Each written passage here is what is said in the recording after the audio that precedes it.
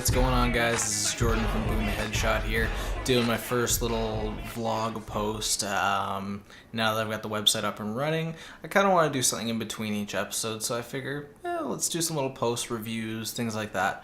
So, first thing I want to talk about is a game I just picked up yesterday called Injustice: Gods Among Us. For those of you not familiar, it is made by NetherRealm Studios. This is the same company who did Mortal Kombat 9 in... oh god, how long has it been? I think it was a year or so ago?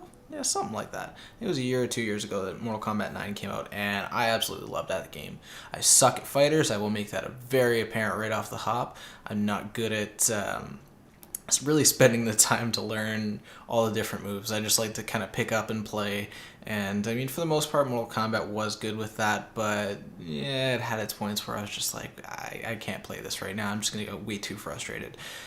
So this made me a bit hesitant to even consider Injustice, and not only that, but I'm not a huge DC guy. I mean, I like my comics, don't get me wrong, but DC is just not my... It's besides Batman, I really don't have a lot of investment in that universe. But I mean, after all the reviews I'd seen and the positive feedback I'd heard from it, I figured, you know what?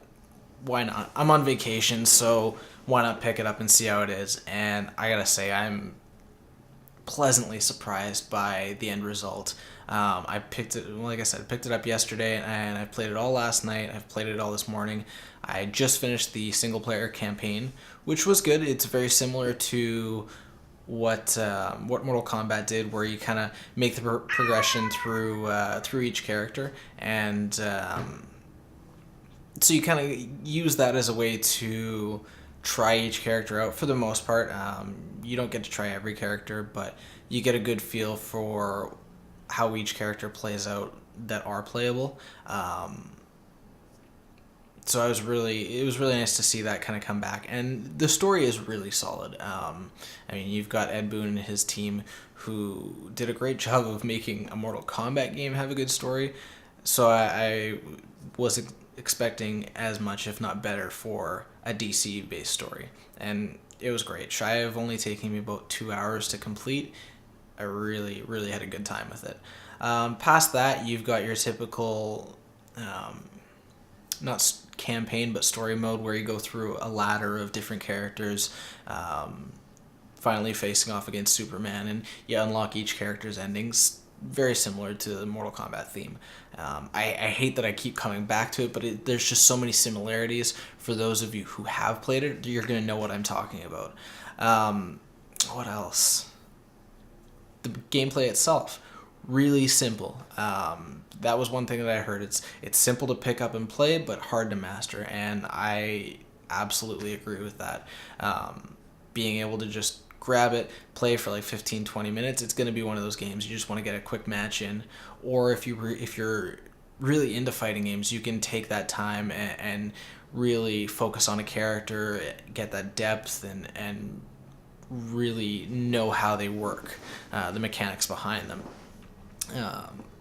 You've got about 24 characters, so you've got characters like Batman, Wonder Woman, Superman, The Flash, Green Lantern, but you also got some characters that, I mean, for me personally, had I not really, let me rephrase that, being outside of the DC universe, I didn't know who these characters were, like Ares and Killer Frost. So those were characters that I'm like, I have no idea who these people are, but through playing the story, they're introduced nicely, and I figured out, okay, Ares is part of the Wonder Woman universe. Killer Frost I still couldn't figure out, but that's besides the point. A lot of good extras for people who really want to spend time with the game. You've got what's called Star Labs, and basically what that is mission-based achievements. So it's 3-star rankings. Each star represents a different objective in that mission. Very similar to the... what the hell is it called? The name is totally escaping me right now, but from Mortal Kombat 9, the Challenge Tower. There it is. And so you can go through that just for extra fun. I mean, that's pretty much where I'm going to be focusing on now, because I'm not going into multiplayer quite yet. That is, for some people, they're really good at it. That's great. For me, like I said, I suck at fighting games, so going online is going to cause nothing but frustration and just be a bad time. You do have a lot of unlockables in this, so alternate costumes, music, backgrounds, concept art. Very similar to the kind of graveyard you had in Mortal Kombat 9.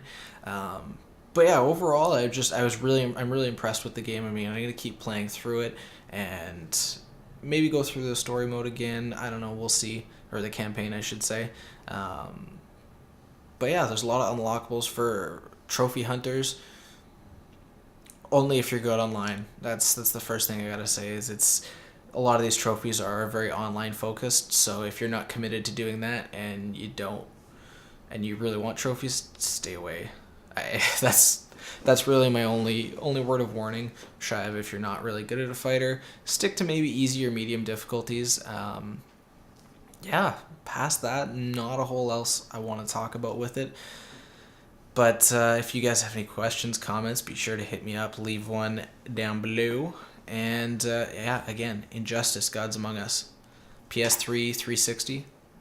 Definitely give it a try. Later, guys.